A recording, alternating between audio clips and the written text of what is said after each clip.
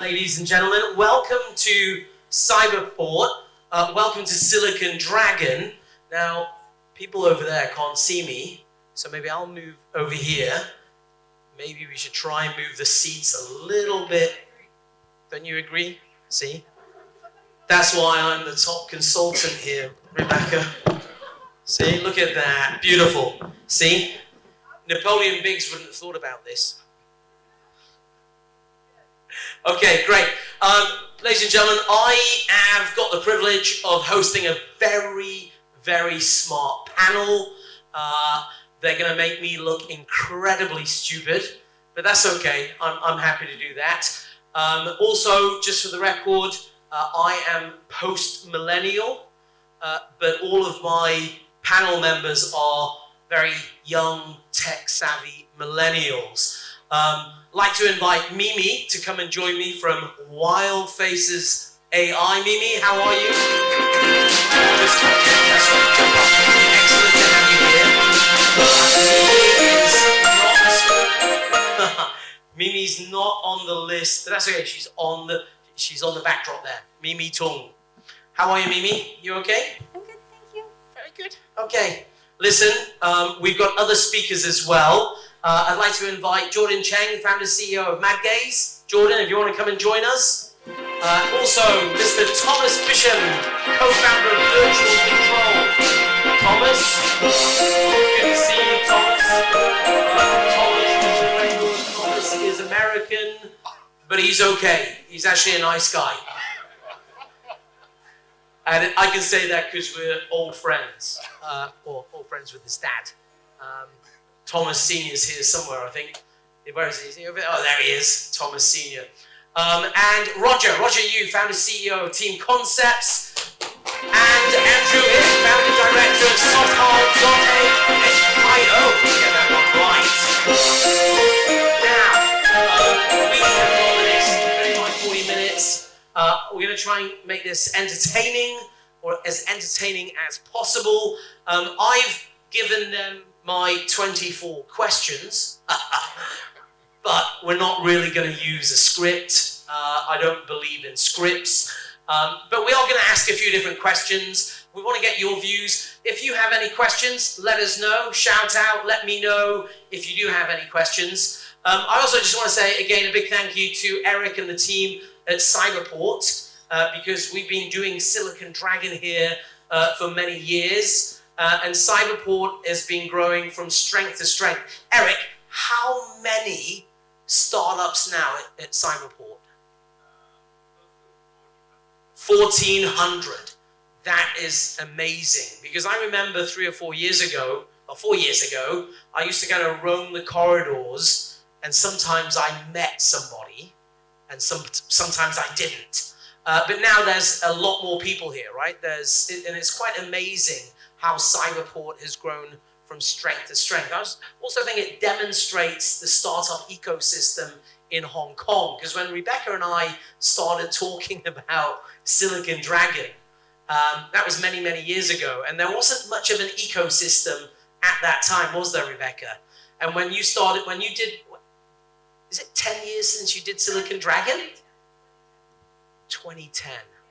Wow, that's amazing. And you've been dining out on Silicon Dragon for so many years. But the interesting, that was a joke. We're good friends. We got good friends. But the interesting thing is, I remember when Rebecca, she went and interviewed people like Jack Ma and Pony Ma, like before they were really famous. You went off and you interviewed and talked to all of these China tech entrepreneurs. And you were saying, Anson, these guys are going to be huge. And sure enough, they are today. It is a bigger story than you predicted. So I'm also very interested to hear more about your new book, Tech Titans in China, because things have changed. And I think Hong Kong has played a role in that. And I think Hong Kong has changed. Hong Kong has come a long way. Now, I could keep talking, but how about I ask our distinguished panel members to give me your 30-second elevator pitch, Mimi. The audience want to know about you and they also want to know about Wildfaces.AI. Okay, so, okay. You've got 30 seconds. Okay, so Wildfaces is the world's only on-the-move facial recognition and anonymous tracking. And so we utilize a lot of IoT devices, such as, well, we're actually working with Matt Gaze on using their smart glasses, also pairing with walking robots and drones and many other, yes, IoT devices, even your smartphone. And yes, so we have smart city solutions across 30 different industries, and we've helped to close to 60 countries. Wow. And Ivy, Yes. I know Ivy. Ivy's your founder, Yes. and she's not here today No, she's not. because I asked her to come and join us. Yes, but I'm here instead. Okay. Listen, I'm not complaining because you're the future. Oh, thank you. You are the future, right? You're the young, tech-savvy, millennial executive or entrepreneur. Jordan, 30-second elevator pitch. Okay. This is Jordan. MacGaze is an AR smart glass brand in Asia, and our products has already delivered to 45 countries. We do the both B2B and the sector, like our software has already deployed to like the government, the education sector, different factory, and we have over 1,000 IT company has already joined our developer communities. Our Wildfaces is one of our developers, so we want to build the largest AR ecosystem in the world. Thank you. Thank you, Jordan. And you're also here, right? You're at Cyberport. Yeah, sure. And how many people have you got at MadGaze? Around 60. Okay, 60. How about Wildfire? How many? 10. 10? Okay, 10, 60. Tom Jr. I call you Tom Jr. because Tom Sr. is over photos. there. And he's taking a photo. He's obviously going to post that on Facebook. Proud father. Hey, look, Tom Jr. So you better say something really smart. Don't let your dad down. Great to be here this afternoon. Tom Bispham grew up here in Hong Kong for many years. Worked in supply chain manufacturing at Li and Feng all over Asia, and that's really informed and built the thesis for virtual control, which is set up with Florian, who went to middle school with me, and another gentleman from German Swiss way back when here in Hong Kong. We deliver solutions such as machine learning, AI for big industry, specifically around logistics, supply chain, which I come from. We're a very proud Cyberport incubatee here at Cyberport. They brought us over, and we're delivering solutions today to Cathay Pacific Cargo, automating and optimizing their workflow and process using machine learning and IoT devices there. A lot of cool things. And I think the other important thing for us to remember about Hong Kong is there's a huge expat population as well, right? There's a big expat population. You grew up in Hong Kong, right? You went to school and you know, you kind of, I think that's one of the magic ingredients about Hong Kong is that it is an international trading hub, international finance hub, and growing to be an international innovation hub, I hope. Yes, well, just very quickly, Hong Kong, part of the Greater Bay Area designation from Beijing is really focused on Hong Kong as a logistics hub. So really trying to feed into that and building with Hong Kong in the market here. Okay, Roger, over to you, 30-second pitch. All right, actually, I'm kind of opposite of it, almost. It's like I'm born in Hong Kong, but I'm raised up in the United States, and pretty much I spend more time there. But now I'm in Hong Kong, and right now we focus on the IoT enabler, and from smart home to enterprise, we create a platform that actually enable smart agriculture, cold chain. We have projects on vehicle, mobilities, and all actually are able to link it to our platform and have an IoT enabled in a really fast, secure, and scalable way. Okay, very good, very good. Andy, over to you, sir. I'm Andrew from Software.io. I'm the co-founder. Our company do data logistics. We provide hardware, connectivities, and cloud platform so that our customers spend zero cost on infrastructure, maintenance, and then getting the data in days.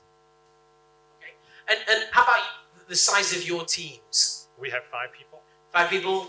Roger? We have right now 8 people. Tom? Up to 18. Okay. So Jordan, you're the biggest. Well, I mean, biggest as in the size of people here. But I'm honest. it's not all about size. I just want to make that point. Now, quick one, because I think it's important.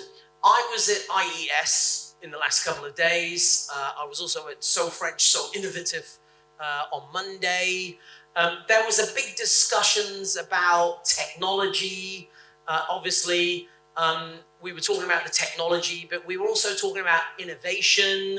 And one of the questions that was being asked was, is it all about the technology, or is it about the mindset as well, Mimi, in your point of view? It's definitely also about the mindset, Okay. having this want to think creatively, think differently, and to always continuously improving, seeing what works and what doesn't. And so my founders, they've had 18 years of experience in AI, and so Right. they've compiled this huge, unlimited number of use cases Sure. for smart cities, and so it's very interesting to share with everyone. So it's also about that, age-old experience. It is about the mindset. It's combining the old and the new. Yeah. Yeah. Very good point. Jordan, is it about the technology, or is there a magic ingredient? I think it's between the mindset and the technology, because the idea can be innovative, but in my point of view, good idea should be executed. So I think, it's in between the technology and the mindset. Mm-hmm. And Thomas, how about from your side? And obviously, being an American, a quick question here. Is it the technology? Is it about Chinese technology being better than American technology? What do we think? Just putting you on the spot. Sure. I think what's happening in China around technology is phenomenal. Florian Space has been working for Google for many years over in San Francisco, so we're bridging both sides of that equation. So it's not just about American tech or China tech, right? No, and so to answer the mindset question, I think it's really about solutions, and Right. We're trying to deliver solutions and meaningful change to big organizations that haven't changed their operations for decades. Yeah. And so in these antiquated industries, it really is about mindset. And if you want to influence behavior or change, you have to be open to it. And I think companies now, especially here in Asia, are opening up. And a lot of that has to do with just looking north and seeing all of that change that's happening, around Hangzhou, Shenzhen, Sure. and things like that. So it certainly contributes. Because one of the interesting things, Rebecca, remember a couple of years ago, you got Kai-Fu Lee here. Do you remember? And I don't know I'm sure we know Kai-Fu Lee, the former head of Google, former head of Microsoft across China. He just authored another very interesting book called AI Superpowers. And he was also talking about actually what we are now seeing is, it used to be Silicon Valley, the center of innovation, the center for technology, but that has changed. In the last few years, we have seen China start to leapfrog some of that technology. And I think that's what Kai-Fu Lee was talking about as well, in the fact we are now seeing Asia in some areas start to leapfrog. Yeah, absolutely. Roger, how about your point of view? Yeah, I believe it's actually Tom's point is solving a pain point actually for enterprise or home and all that. And of course, it started with the mindset actually, I believe, and letting a lot of corporates and all that, they understand, actually there's a technology about IoT, and that can actually help themselves save the pain point and drive more efficiencies and all that. And so I think it started with mindset, then that technology. Yeah. Okay. So it's like a mixture of it. Right. So your view, US tech, China tech? Actually, I think the world is flat, so it's like, actually, The world is flat. Very Yeah. diplomatic Yeah, answer there, like- Roger. Yeah, so it's like, I think it's a mix of things. Sometimes, probably in China, like 5G is like more ahead right now, probably, but the people auto catch up and all that. And Because I do think that's a very good point. I think 20 years ago, Hong Kong was pretty innovative, right? Do you remember somewhere here? Nice. Listen, look at this. I've still got my old card. It's there. That's my old Octopus card. 20 years ago, that was the best technology.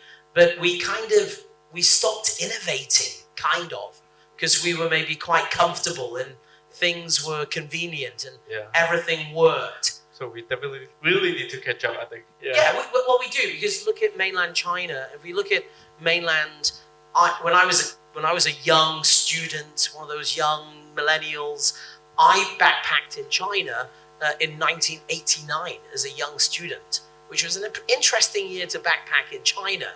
But China back then was a very, very different place to China today. And Rebecca, you and I have, I think, traveled to a lot of Chinese cities.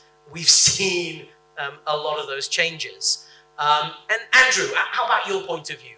Definitely, the mindset is the most important. Okay. So we have to find a way to solve different solutions in different situations. Say like in this area, Singapore has more than 100 toilets. So how to 100 restrooms. toilets, restrooms. Okay. So if you're not using IoT, you have to go through one by one to do the cleanup. Okay. Or one by one to go to the toilet. To clean up, to do the cleanup. I was wondering where were you going with that? It's a big task. So with IoT definitely can help to improve the efficiency to do the work. So the mindset is how to use the technology to solve different problems, like enhancing the user experience or enhancing the work efficiency. So the mindset, and then use different technology to solve it. Okay, so mindset. We're kind of all in agreement on this distinguished panel that mindset, I think, is a key player. Technology is important, but the problem we've all got is, I'm going to use the S word, Singapore. Anybody from Singapore? Any Singaporeans? You don't look very Singaporean. Okay, you're based in Singapore. Come to Hong Kong. It's a much better place.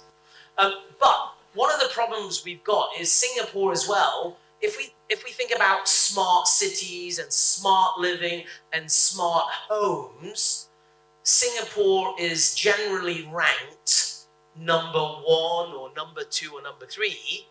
Hong Kong is ranked number 37. What the hell? I mean, this is a big issue, right? So what are we going to do? Mimi, how can we change that? How can we take Hong Kong from number 37? How can we hopefully get to the top 5?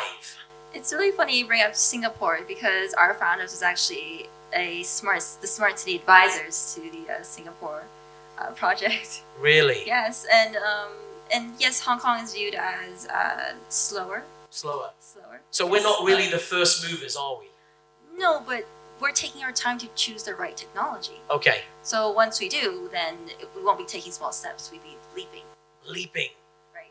Okay, that's a good point. But the problem we have is we're not really leaping right now, are we? I think we're still choosing. We're still choosing. I think we're almost there, though. Okay, we're almost there. Jordan, what do you think? Like, compare us with Singapore, compare us with Shanghai, compare us with Seoul, right? Seoul is also another very smart city. Yesterday at IES, I was talking to Professor Shuhu Lee from Korea, and we were talking about IoT, and he was predicting that by 2035, 1 trillion connected devices. And they're doing some cool things in Seoul. So how can we compete with Seoul, with Singapore, with Shanghai? Actually, your example, like Singapore, is a very good example, because the city, the size, the population actually is almost the same with Hong Kong. Right. But I think the government and the startup communities and the VC and all the environments, I think it's better than Hong Kong now. But right. Yeah. So what do we need to do as a community? What do we need to do? To be honest, Hong Kong has lots of VC or angel investors. Yes. But I encourage actually lots of listing companies. They have lots of money, but they only focus on the properties or on the finance sector, right? But not invest the startup Okay. Yeah, so I encourage the listing company can Sure. go to this side, and the government can encourage put more resources on Sure. it. And I think that's very, very true, isn't it? Here in Hong Kong, those first generation, we're now seeing the second generation, we're now seeing the third generation kids that are coming through, and they're not just investing in property anymore, they're starting to invest in startups, in new business, new innovations. Yeah, and actually the Hong Kong has lots of talent, actually, the top university in the world, right? The 4 companies is 100 top 100 university in the world. So I think Hong Kong has lots of talents. Right. But actually, since time famous in AI, actually the UB Tech famous in robotics. Right. And the founder is Hong Kong people. Exactly. But maybe no one knew. Sure. Yeah. Well, yeah. look at DJI, right? DJI. Yeah. Actually, Hong Kong can has lots of potential stuff. So I think no matter the government, the listing company, or the VC should put more resources on the startup communities. Okay, just a quick point. Jimmy, you're late. You're late. The Hong Kong Invest team, what's going on? You're late. Okay, I'll let you on. Tom, how about from your side? Are you going to move to Singapore anytime soon? It certainly has come up. I mean, It's come up. well, yeah. You've considered it. Have you No, considered moving to Singapore? There's ecosystems, but I think what Hong Kong has to offer is far surpasses Singapore in certain areas, and certainly for us, where we're trying to deal with enterprise solutions for big companies, especially around logistics and supply chain. Hong Kong is a really interesting and unique nexus, I think, in that respect. Just on one hand, both Singapore and Hong Kong have big companies that operate here. Exactly. Global companies from the U.S. or from Europe or England and other places. But Hong Kong also has some huge, massive multinationals that were started, and run out of Hong Kong. Oh, exactly. Thinking about Hutchison Whampoa, thinking about some Jardines, all of those big players. Some of these big Swire. companies. So having that as a in your playground essentially, in your ecosystem here. The companies like that, I think, are starting to see potential and pulling from the startup. But what do we need to do? Is there anything that we can do better, do you think? Is there anything that Eric can do better at Cyberport? Well, do you need more money from Eric? I'd love to. Thank you. Yes, we're raising money. Duncan's got lots of money. I got to be honest, and my hat off to Cyberport. It was actually Peter Yen who initially brought us to Cathay Pacific Cargo, who introduced us. Eric's helping facilitate Hutchison, I hope, and people like that. So the ecosystem's there, but I think it takes that drive also from the entrepreneurs to really go out and ask for it as well. Maybe in Singapore, the government is a little bit more forthcoming, especially with funding.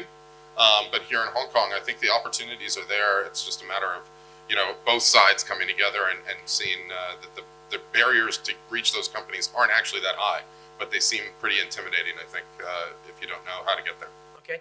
Roger, how about your perspective? Are there things that we can do better?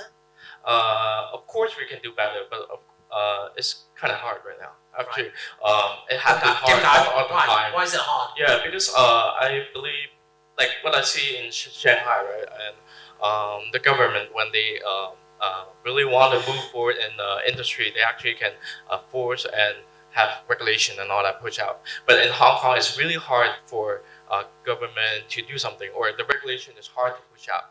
And I guess that's why it creates an environment that is kind of hard to innovate in some sort of industry. But of course, I think we still have an opportunity that, for example, Hong Kong, in terms of healthcare and in terms of fintech, and some that we can actually do something more with government related, and startup can actually bring up some services, and then maybe we'll try out on that area first. And because in Hong Kong, at least we have our unique place. Actually, yeah, we don't really have that scale, but we have the expertise and we have the trust, especially in medical or healthcare.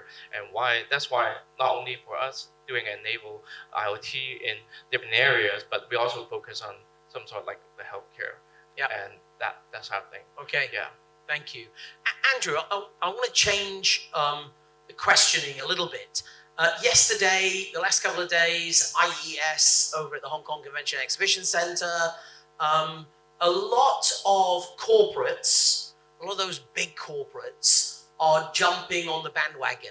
They're now setting up incubator programs. They're now setting up accelerator programs. They're now trying to attract more of the startups to their programs. But is there a bit of a risk in terms of working with those big corporates? Because you guys and girls, you're the ones that have a lot of innovation. As we said, it's not just about the technology, it's also about the mindset, it's about the innovation. Is there a bit of a challenge in working with some of those big corporates? Definitely, especially Hong Kong is very sensitive.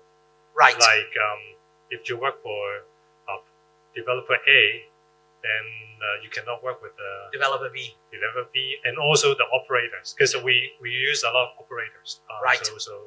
So we have to play safe. So it's very difficult to choose which one. And Okay. also is the behind it is it how they help you to grow your business. Right. Yeah, Okay. that's one point. And Mimi, how about from Wildfaces?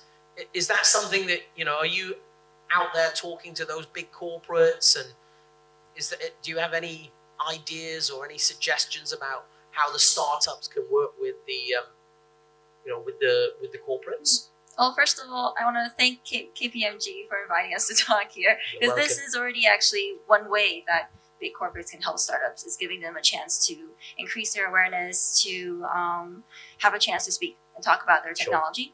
The second way is, when it comes to working with big corporates, is setting the right expectation. Right. When, because we're doing facial recognition, first of all, privacy is such Sure. a big issue in Big Hong issue. Kong.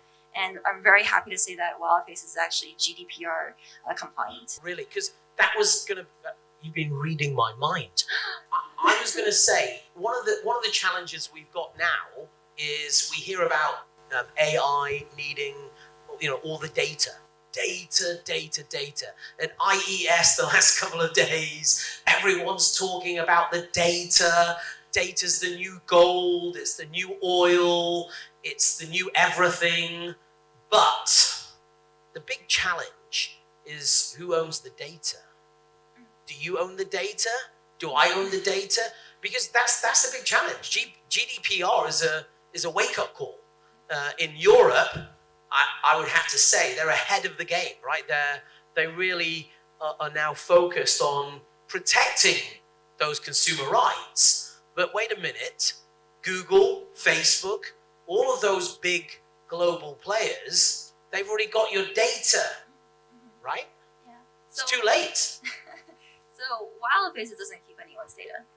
So that's how one of the ways we're GDPR compliant is that once we license our software, then our customers kind of manage their own databases, and it depends on if they have the right to have these personal information. Like if you're a university, Right. you want to have a smarter campus, then these universities have the right to have their students' information to Okay. make sure that everyone there are students and are friendly. Okay. There's also cases of, let's say you're at an office and your employer does have the right to see who you are as an employee. But of course, if it's a public space, yes, it's super important to make sure that no one's personal information is being leaked Okay. or used for wrong reasons. Because I think that's a key message, isn't it? Jordan, how do you handle all the data? Yeah, I agree that data is so important for different corporate. So I encourage the corporate should put the data to the cloud first, because even some large corporate, they think that all the data saved to the cloud is not really safety. So, but actually it's a trade-off. If you host all data in your data center, but not go to the cloud, maybe the speed or they think that the privacy is very important, but we should trust the internet.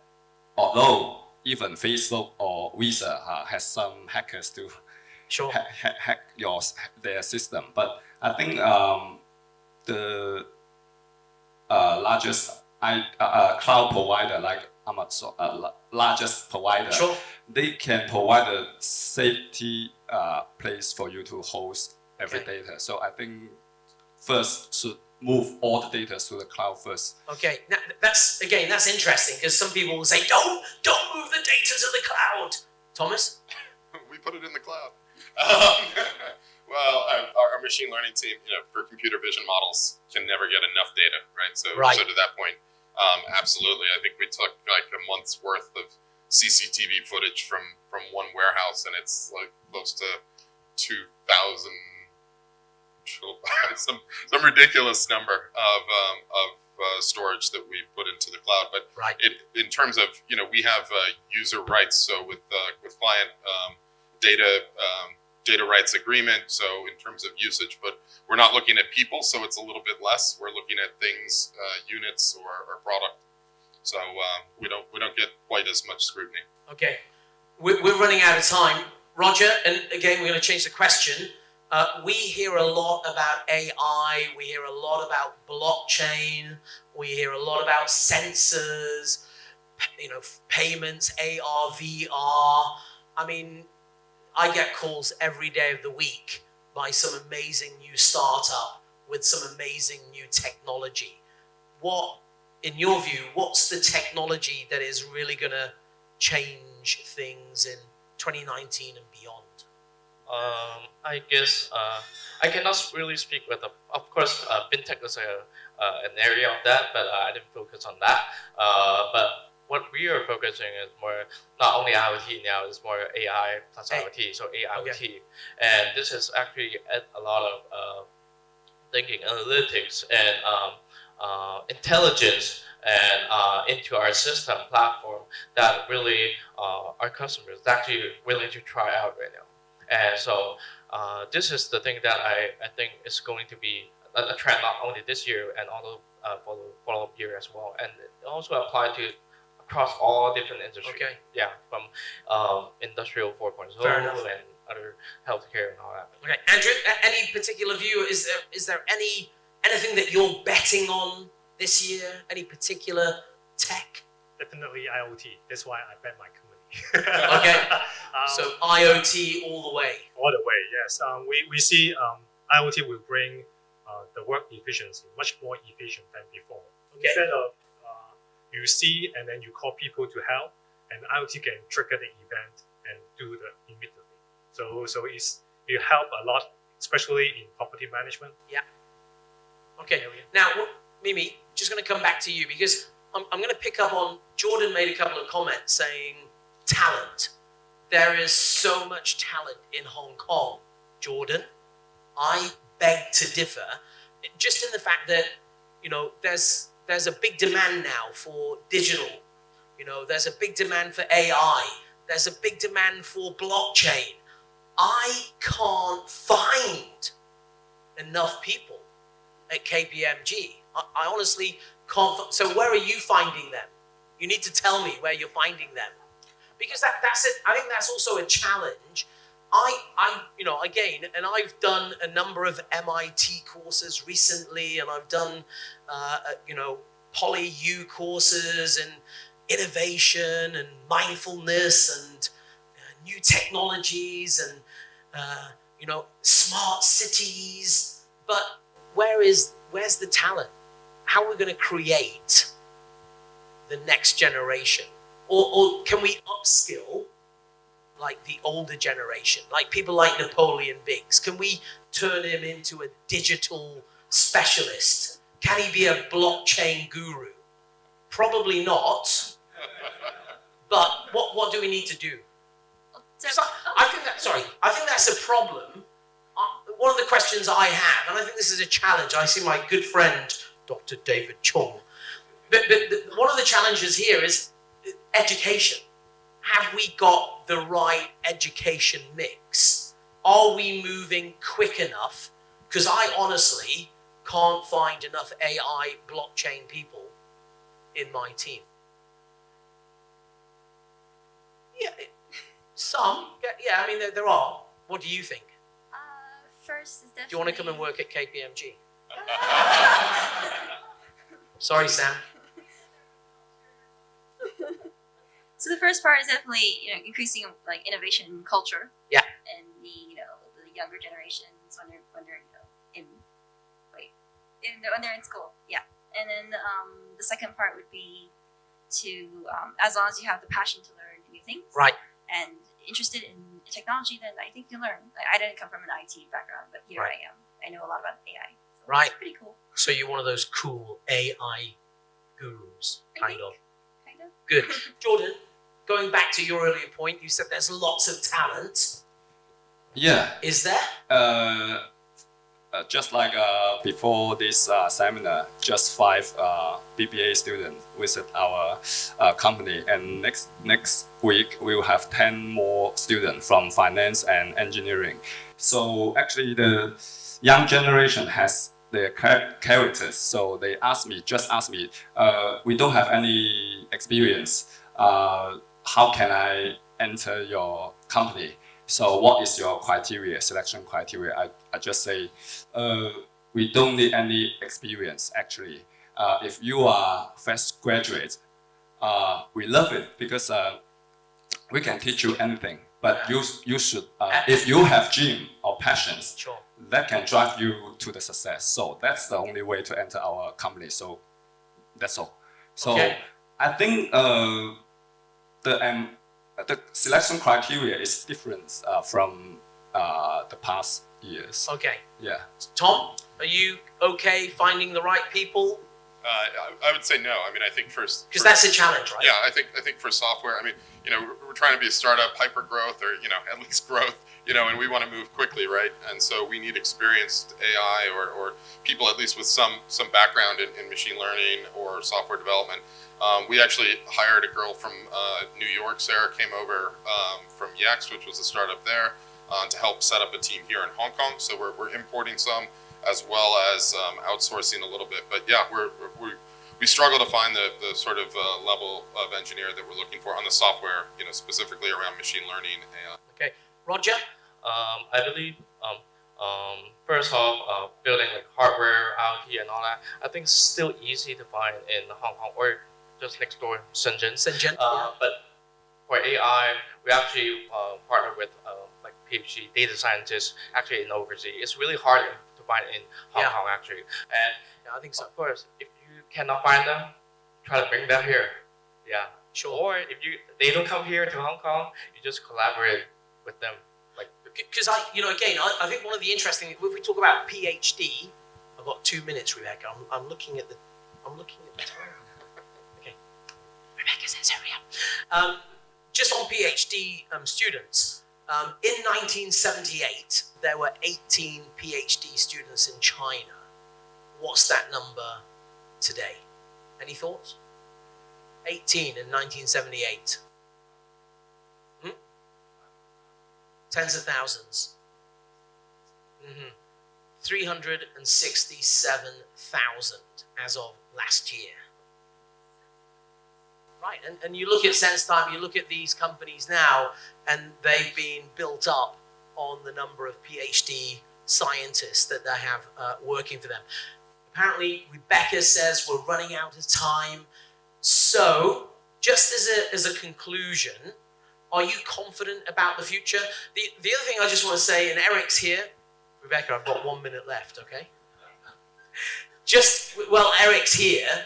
I did want to say, one of the great things about Cyberport now is people always say to me, oh, Cyberport's fintech, yeah? Actually, Cyberport is not just fintech. There's a portion of fintech. I was talking to Peter a couple of months ago, and now there's a really big push on everything around smart IoT, smart home, smart living, smart cities, AI education, digital entertainment, esports. So, there's a lot of cool, blockchain, cybersecurity. So Eric's going to train up all of the people we need in the future. Right, Eric? Hopefully. But that is a challenge. I think that's a big challenge for all of us in Hong Kong. Before Rebecca kicks me off the stage, okay, I'm going to do final question. I love buzzwords. I love buzzwords. So I want a buzzword from everybody. So when we leave Silicon Dragon tonight, what's the one thing everybody should think about? What's the buzzword? Mimi? Come on, you're really smart. Give me, it could be a buzzword, it could be a buzz phrase. But what should we do? Is there something we should do differently, or is there something we should remember? Is it AI? Everything AI? Everything smart? Jordan, I'm going to come back to you. I'm going to give you an opportunity. Jordan, what's your buzzword? Everything AR. Sorry? AR. Everything AR. Everything. AR. Everything AR. Yeah. Oh, AR. Augmented reality. Okay. Everything AR. Okay, fair enough. Tom, your dad is watching. It's a live feed on Facebook, so this better be pretty damn good. I would say automation for enterprise. Okay, automation for enterprise. Okay, Tom, your dad's giving you a thumbs up. Okay, Roger. It'll be AI plus IoT. AIoT. AI, IoT. Plus, yeah, Okay, yeah. AI plus IoT. Yeah. Andrew? Less work, more data, better insight. Less work, more data. Okay, good point. I'm always thinking about less work. Mimi, come on. Those are also Everybody's waiting. Everybody's wondering, what's Mimi going to say?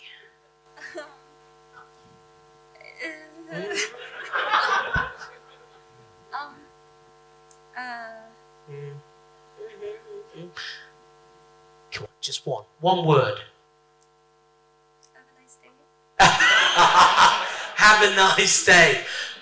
Okay, I'll let you off. Think about it, because we're gonna post this. We're gonna post all the messages.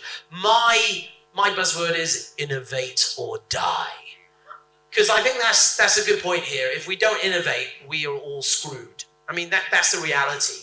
Hong Kong as well, right? If we don't innovate, I love Hong Kong. I've been here on and off for the last 28 years, and it's a great place. But we can't stay in our comfort zone. We have to change. We have to innovate as well. Ladies and gentlemen, I'm sure you'll agree, these are some very cool startups. Thank you, Mimi, Jordan, Thomas, to Roger and to Andrew. Thank you very much. And listen, we need to have a quick selfie, don't we? One final selfie. Also, a shout out to a couple of people. Casey Lau is in the room. Casey Lau from Rise. He's in the back there. In disguise. That's right. Oh, okay, thank you. Also, I saw Elka. Where's Elka? CLP. Where is she? Is she here? She ran away somewhere. Oh, there she is. Elka's over there. Just want to mention, we did a Smart City report earlier on for Start Me Up Hong Kong Festival with the Invest Hong Kong team. And we worked with Elka and the CLP team, with Jardine, with the Smart City Consortium, Siemens Wilson Group. And that is a great read. We did a survey of Hong Kong with Shanghai, Singapore, Seoul, and Melbourne. Final act. Come on, let's do this. Actually, I just finished a white paper, one of those thought leadership papers for KPMG on intelligent automation. Right. By the way, for Rebecca KPMG writes all our white International. papers. Not all of them, but a few of them.